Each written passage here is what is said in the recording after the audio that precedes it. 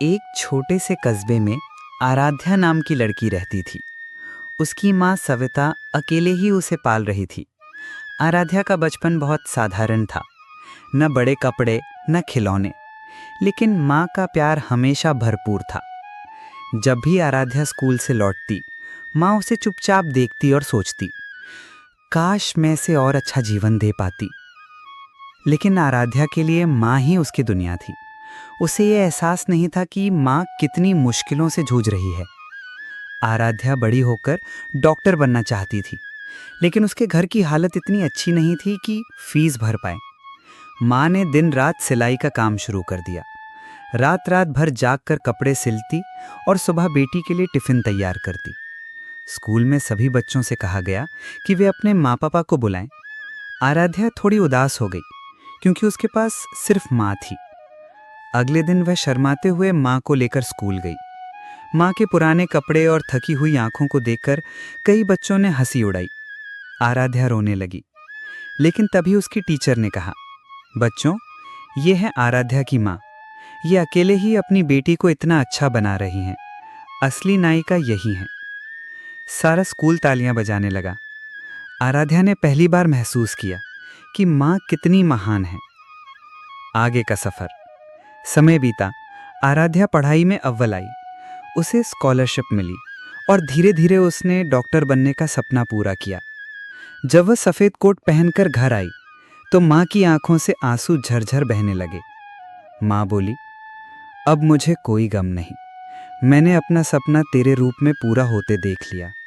एक गांव में आराध्या नाम की लड़की अपनी दादी शांता देवी के साथ रहती थी। माता पिता शहर में काम करते थे, इसलिए बचपन से दादी ही उसका सहारा थी। दादी सुबह सुबह उसे उठाकर कहती, बिटिया, सूरज को नमस्कार करो। पढ़ाई भी उतनी ही जरूरी है जितनी मेहनत।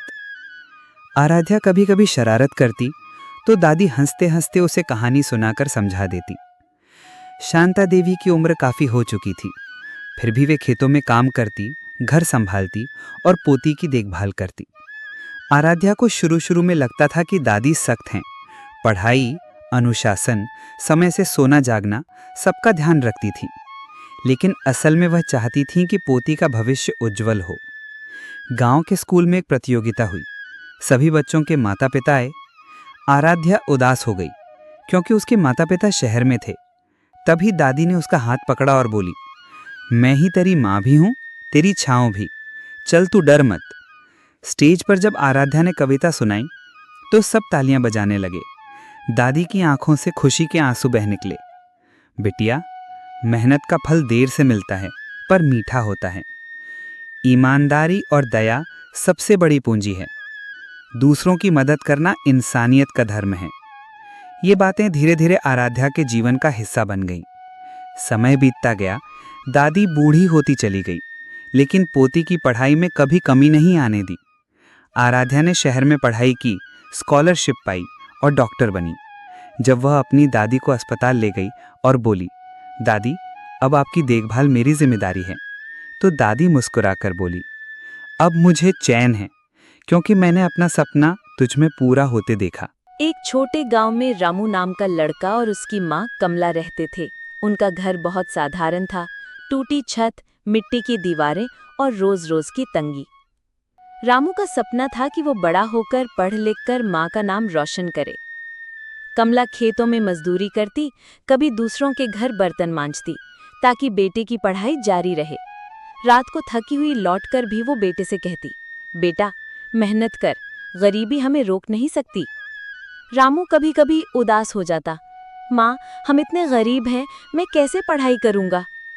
माँ मुस्कुराकर कहती, बेटा, अमीरी पैसों से नहीं, मेहनत और ईमानदारी से आती है। तू बस लगन से काम कर। स्कूल में बाकी बच्चों के पास नई किताबें और अच्छे कपड़े होते, रामू के पास फटे पुराने कपड़े और उधार ली हुई किताबें। कई बच्चे उसका मजाक उड़ाते, लेकिन माँ की बातें उसे हिम्मत देती। एक बार स्कूल में परीक्षा हुई। सब बच्चे सोच रहे थे कि अमीर लड़का ही पहला आएगा, लेकिन नतीजा आया, रामू सबसे आगे था। शिक्षक ने सबके सामने कहा, गरीबी कोई रुकावट नहीं, मेहनत और ईमानदारी ही असली ताकत है। माँ की आंखों में गर्व के आंसू भर आए। समय बीता। रामू पढ़ाई में हमेशा अव्वल आता गया। उसे स्कॉलरशिप मिली, उसने कॉलेज किया और डॉक्टर बन गया। जब पहली बार वो डॉक्टर की सफ़ेद कोट पहनकर माँ के सामने आया तो माँ बोली, बेटा, आज तूने साबित कर दिया कि असली दौलत मेहनत और ईमानदारी है।